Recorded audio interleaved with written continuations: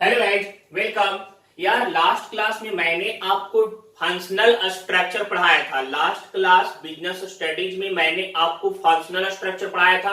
आज की क्लास में बच्चे मैं आपका डिविजनल स्ट्रक्चर पढ़ाऊंगा, साथ साथ merits and demerits of divisional structure बताऊंगा और आप फॉर्मल ऑर्गेनाइजेशन या टॉपिक तक आज के क्लास में कंप्लीट करेंगे। ठीक है, चलिए ध्यान दीजिए, आज के टॉपिक की तरफ चलते हैं। सबसे पहले डिविजनल स्ट्रक्चर क्या होता है, मेरिट्स क्या होता है और डिमेरिट्स क्या होता है, ध्यान दीजिएगा। हाँ बच्चे, डिविजनल स्ट्रक्चर में चलते हैं, जानते हैं डिविजनल स्ट्रक्चर होता क्या है। देखिए, जब कोई ऑर्गेनाइजेशन एक से ज्यादा नेचर का प्रोडक्ट को प्रोड्यूस कर रहा है, मैन्युफैक्चर कर रहा है, या फिर एक से ज्यादा नेचर का प्रोडक्ट को वह मार्केट में ला रहा है, तो वह अपने अलग अलग प्रोडक्ट के लिए अलग अलग सेपरेट डिपार्टमेंट तैयार करके रखेगा और वह आपका कहलाएगा डिविजनल स्ट्रक्चर। क्लियर, अलग अलग डिवीजन तैयार करके रखा हुआ है। जैसे यार हम लोग अक्सर देखते रहते हैं, यार किसी का टेलीकॉम कंपनी एक कंपनी है लेकिन उसका टेलीकॉम अलग ब्रांड है, मेडिसिन का अलग ब्रांड है, तो यहाँ पे डिवीजन डिपेंड करता है, ठीक है, उनके वर्किंग स्ट्रक्चर पे, प्रोडक्ट पे और प्रोडक्ट नेचर पे। क्लियर, वह अलग अलग प्रोडक्ट ला रहा है मार्केट में, तो सभी के लिए वह अलग अलग डिवीजन तैयार करके रखेगा। ठीक है, और यह बड़े ऑर्गेनाइजेशन में ज्यादातर देखने को मिलता है। ध्यान दीजिएगा बच्चे, देखिए यहाँ पे when the organization is large in size, large size में रहेगा, and producing more than one type of product, then activities related to one product under one department क्या करेगा, अगर वह एक से ज्यादा प्रोडक्ट ला रहा है, एक से ज्यादा प्रोडक्ट मैन्युफैक्चर कर रहा है, ठीक है, तो वह सेपरेट अलग अलग प्रोडक्ट के लिए अलग अलग एक डिवीजन तैयार कर रखेगा। उसे हम लोग क्या बोलेंगे, डिविजनल स्ट्रक्चर। ठीक है, अब देखिए यहाँ पे मेरिट्स और एडवांटेज और डिसएडवांटेज क्या होता है, एडवांटेज और डिसएडवांटेज क्या होता है। सबसे पहले प्रोडक्ट स्पेशलाइजेशन समझिए बच्चे, प्रोडक्ट स्पेशलाइजेशन क्या होता है। यार जब डिविजनल स्ट्रक्चर तैयार किए हुए हैं तो वहां पे जो भी रिसोर्सेस, जो प्रोडक्ट हमें एक सामान को मैन्युफैक्चर करने में जरूरत रहेगा, तो वह एक जगह पे रहेगा, एकत्रित किया हुआ एक जगह पे अरेंज किया रहेगा, जिसके कारण से वहां का कोऑर्डिनेशन ज्यादा मेंटेन होगा। सारा सामान जो हमें जरूरत है प्रोडक्ट के लिए, यार वो आसानी से अवेलेबल है, तो प्रोडक्ट का स्पेशलाइजेशन वहां पे होगा। ठीक है, नेक्स्ट है आपका fast decision making. Fast decision making कैसे बच्चे, देखिए जब डिविजनल स्ट्रक्चर बना हुआ है, मतलब वह अपना अलग प्रोडक्ट का प्रॉपर एक अलग डिवीजन ही तैयार करके रखा हुआ है, तो डिसीजन लेना है, चाहे कोई भी वर्क करना है, तो उसे बस अपने डिवीजन से ही मतलब होगा।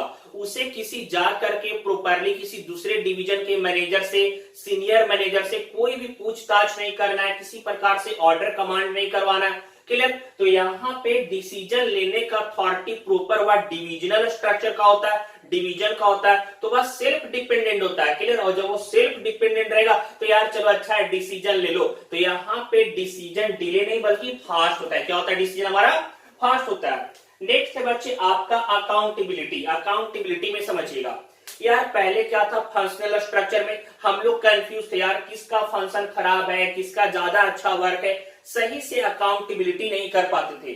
लेकिन डिविजनल स्ट्रक्चर में क्या है, हर एक काम को अलग अलग बटा हुआ है, हर एक डिवीजन अपना सेपरेट प्रोडक्ट पे फोकस कर रहा है। क्लियर, तो कंपनी का ऑर्गेनाइजेशन यह डिसाइड कर सकता है कि हमारा कौन सा डिवीजन ज्यादा इंप्रूवमेंट में है, कितना हमने इन्वेस्ट करा था उस डिवीजन के लिए और उसका रिजल्ट हमारा क्या मिला, वह अकाउंटेबिलिटी कर सकता है। नेक्स्ट है आपका फ्लेक्सिबिलिटी। देखिए बच्चे, फास्ट डिसीजन मेकिंग होने के कारण से बहुत ज्यादा फ्लेक्सिबल होता है। यहाँ पे सपोज दैट यार अगर फंक्शनल ऑर्गेनाइजेशन था बच्चे, ध्यान दीजिएगा, तो वहां पे कोई भी वर्क करने के लिए हमें फंक्शनल मैनेजर से पूछना पड़ता था, तब काम ऑपरेट होता था, या फिर दूसरे पे डिपेंडेंट रहते थे।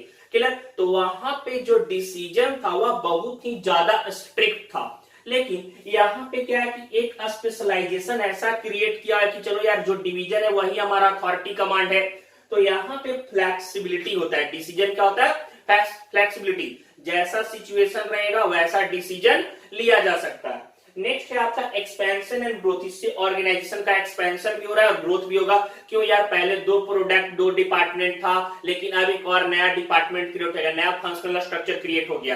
क्लियर, नया डिविजनल स्ट्रक्चर क्रिएट हो गया, तो यह आपका एक्सपेंशन एंड ग्रोथ होता है। नेक्स्ट बात करें डिसएडवांटेज क्या है बच्चे। यार अगर आपने नया नया डिविजनल बनाया है तो आपको मोर रिसोर्सेस का रिक्वायर्ड रहेगा, ज्यादा रिसोर्सेस रहेगा तभी तो आप काम कर पाएंगे ना। क्लियर। नेक्स्ट है आपका प्रोडक्ट फोकस ऑन डिपार्टमेंट। समझिएगा अच्छे से बच्चे, मान के चलिए यार एक्स नाम का कोई ऑर्गेनाइजेशन था, अब इसका ए प्रोडक्ट है, बी प्रोडक्ट है, सी प्रोडक्ट है, 3 टाइप का प्रोडक्ट इसका हो रहा है, ठीक है। अब ए प्रोडक्ट एक काम कर रहा है, ए बी अपने प्रोडक्ट पे काम कर रहा है, सी अपने प्रोडक्ट पे काम कर रहा है, तो इन लोग क्या सोचते हैं क्या चीज कि यार हम लोग बस अपने प्रोडक्ट पे फोकस करो, या अपने प्रोडक्ट पे फोकस करो, या बोलेंगे हम अपने प्रोडक्ट पे फोकस करेंगे। इसको कोई भी मतलब नहीं कि यह प्रोडक्ट मार्केट में कैसा परफॉर्म कर रहा है, यह प्रोडक्ट मार्केट में कैसा परफॉर्म कर रहा है, भले यह एक ही कंपनी से रिलेट करता हो, लेकिन यहाँ पे डिविजनल स्ट्रक्चर में यह चीज का कमी देखने को मिलता है। सिर्फ अपने फोकस पे प्रोडक्ट को फोकस कर, अपने प्रोडक्ट पे फोकस करते, ठीक है। नेक्स्ट है आपका कंफ्लिक्ट होता है। यार यहाँ पे ना सपोज दैट क्या होता है कंफ्लिक्ट, पहले जानिएगा। जैसे यार अगर हर डिवीजन यह सोचेगा कि हम अपने डिवीजन को ज्यादा अच्छा ऑर्गेनाइजेशन में बताएं, क्या जो हमारा डिवीजन काम कर रहा है वैसा बाकी डिवीजन काम नहीं कर रहा है, क्लियर। हमारा जैसा डिवीजन परफॉर्म कर रहा है तो वैसा दूसरा नहीं परफॉर्म, उसके लिए क्या जरूरी है, ज्यादा रिसोर्सेस का होना, ज्यादा फंक्शन का होना, ज्यादा एक्टिविटीज कमांड होना। तो यहाँ पे रिसोर्सेस को लेकर के, फंक्शन को लेकर के, कैपिटल को लेकर के कॉन्फ्लिक्ट होता है, वहां पे आपस में झगड़ा होता है। यार हमें दे दो, जब 4 ए बी सी 3 अलग अलग डिपार्टमेंट बना तो ये सोचेगा हमें भी सारा सुपीरियर चीज मिले, ये भी सोचेगा कि हमें भी सारा सुपीरियर चीज मिले, सी भी सोचेगा कि हमारा भी सारा सुपीरियर चीज ही हमें मिले, क्लियर। जिसके कारण से कॉन्फ्लिक्ट होता है और आपस में झगड़ा हो सकता है, कोऑर्डिनेशन प्रॉपर नहीं होता है। नेक्स्ट है इंक्रीजिंग इन कॉस्ट। यार जब अलग डिवीजन बनाए बच्चे, काम अलग है, तो प्रोडक्ट का कॉस्ट तो बढ़ेगा ना, यह चीज यहाँ पे होता है। यहां तक आपका कवर हो गया पूरा डिविजनल स्ट्रक्चर। नेक्स्ट हम लोग चलते हैं फॉर्मल और इनफॉर्मल ऑर्गेनाइजेशन में। सबसे पहले फॉर्मल ऑर्गेनाइजेशन ध्यान देते हैं, चलिए देखिएगा।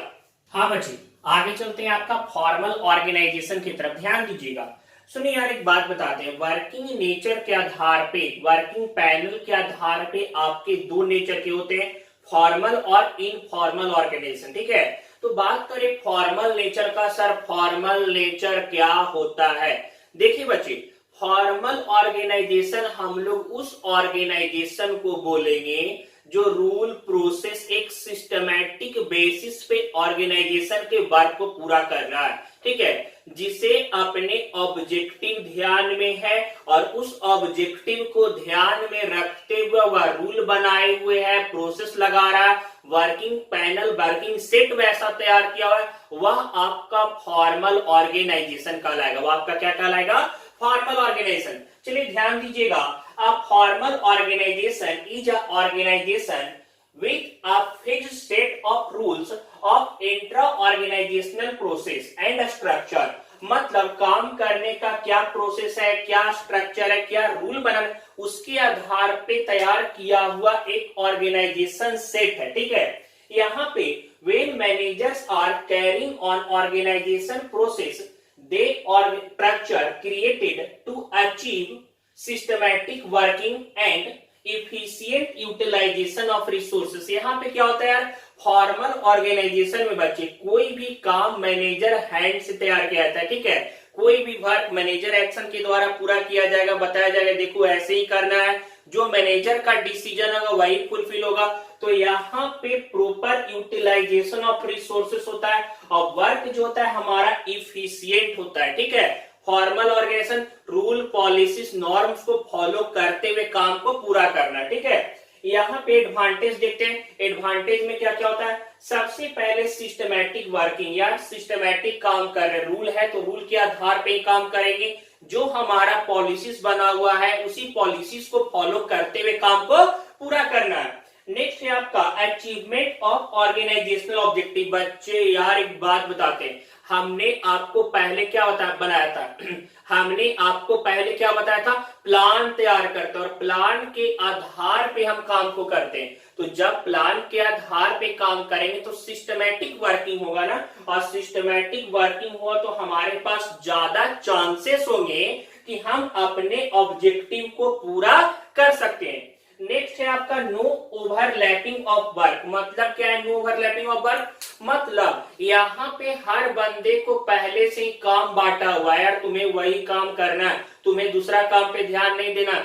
फॉर्मल ऑर्गेनाइजेशन में डिवीजन कर देते हैं और काम को पहले ही डिवाइड किए रहते हैं कि देखो तुम्हारा वही वर्क है, तो वर्क का ओवरलैपिंग का झंझट खत्म रहता है। कोऑर्डिनेशन, यहाँ पे आपस में वर्कर में तालमेल ज्यादा होता है। क्यों यार, सब लोग को अपने डिवीजन से अपने फंक्शन से मतलब होता है, तो एक्स्ट्रा दिमाग लगाने का जरूरत नहीं, आपस में कोऑर्डिनेशन बना करके ही चलेंगे। नेक्स्ट है creation of chain of command. देखिए बच्चे, यहाँ पे कैसे हम आपको बताए थे, top level, middle level, low level, और सब एक दूसरे के चैन से बंधे हुए रहते हैं, मतलब एक तरह से सिस्टमैटिक वे में बंधे हुए रहते हैं, क्लियर। और उसी प्रोसेस के आधार पे काम को करते हैं। तो यहाँ पे फंक्शनल फॉर्मल ऑर्गेनाइजेशन स्केलर चैन होता है, उसी के आधार पे काम किया जाता है। नेक्स्ट है आपका डिसएडवांटेज क्या होता है बच्चे, delay in action. Delay in action क्यों होगा, देखिए एक बात बता रहे हैं हम आपको, अभी पता है कि यहाँ पे फॉर्मल में सारा काम सिस्टमैटिक होता है। अब ए पे टॉप बैठा हुआ था बॉस, बी पे middle level of manager, C पे lower level of manager, then worker. अब यहां तक कोई डिसीजन आने में यहां से प्रोसेस होगा, देन यहां से तब नहीं यहां आएगा, तो यहाँ पे कोई भी वर्किंग प्रोसेस डिले होता है। क्यों, स्केलर चैन में बंधा हुआ है, जब तक एक का रूल पूरा नहीं होगा, दूसरा तक वर्क नहीं फॉर्म होगा, तब तक वहां एक्शन नहीं लिया जाएगा, ठीक है। नेक्स्ट है आपका ignorance of social needs of employ. देखिए बच्चे, यहाँ पे ज्यादातर फॉर्मल ऑर्गेनाइजेशन सिर्फ काम पे फोकस करता है, फॉर्मल ऑर्गेनाइजेशन सिर्फ और सिर्फ काम पे फोकस करता है। अब वर्कर का, एम्प्लॉय का, चाहे लेबर का, जो भी ऑर्गेनाइजेशन के ऑब्जेक्टिव में लगे हुए, उनका अगर अपना पर्सनल कुछ कॉमन ऑब्जेक्टिव होगा, कुछ पर्सनल नीड्स होंगे, कुछ उनके अपने मन में कुछ फीलिंग हुआ, तो उसे वह प्रेजेंट नहीं कर सकते। उन्हें सिर्फ और सिर्फ ऑर्गेनाइजेशन के वर्क से मतलब होना चाहिए। यहाँ पे मेंबर्स का, यहाँ पे आपके वर्कर का सोशल नीड्स को दबा दिया था। एम्फेसिस ऑन वर्क ओनली, यहाँ पे काम पे ज्यादा फोकस किया था, सिर्फ और सिर्फ काम, ध्यान दीजिए। क्यों, क्योंकि हमें ऑब्जेक्टिव को फुलफिल करना है। यहाँ पे पर्सनल किसी का टैलेंट को, किसी के मेजॉरिटी को ध्यान में नहीं रखा था। यहाँ पे सिर्फ और सिर्फ जैसा principle authority of command work दिया गया, उसी को फुलफिल करेंगे। अगर मान के चलते यार कोई वर्कर है जिसके पास क्रिएटिविटी माइंड है, कुछ यूटिलाइजेशन ऑफ आइडिया है, उसको फुलफिल नहीं, जो बॉस के द्वारा काम सौंपा गया बस उसी को किया जाएगा, उसके अलावा एक्स्ट्रा 1% भी नहीं। यह आपका फॉर्मल ऑर्गेनाइजेशन कंप्लीट हो गया बच्चे। नेक्स्ट क्लास में आपका इनफॉर्मल ऑर्गेनाइजेशन बताऊंगा, मेरिट्स और डिमेरिट्स भी उसका बताऊंगा, ठीक है। चलते हैं, बाय, नेक्स्ट क्लास में मिलते हैं। यार बच्चे एक रिक्वेस्ट है यार, कहीं से भी आप वीडियो देख रहे हैं, अगर आपको पसंद आ रहा है, अकाउंट भी मिल रहा है, बीएसटी भी आपका मिल रहा है, इकोनॉमिक्स भी मिल रहा है, यार आपका बीकॉम का भी वीडियो है बच्चे, साथ साथ आपका टेस्ट का सारा सेट्स यहाँ अपडेट एक्सप्लेन करूंगा, तो आपके लिए बेनिफिट है ना। मैक्सिमम फ्रेंड को चैनल शेयर करें। अगर आप कहीं से भी वीडियो देख रहे हैं, लग रहा है कि सजेस्टफुल चैनल है, मैक्सिमम फ्रेंड को शेयर करें, लिंक कॉपी कीजिए, जितने भी सोशल साइट्स आप यूज करते हैं थोड़ा सा शेयर कीजिए, ठीक है। बाय, सी यू, मिलते हैं नेक्स्ट क्लास में।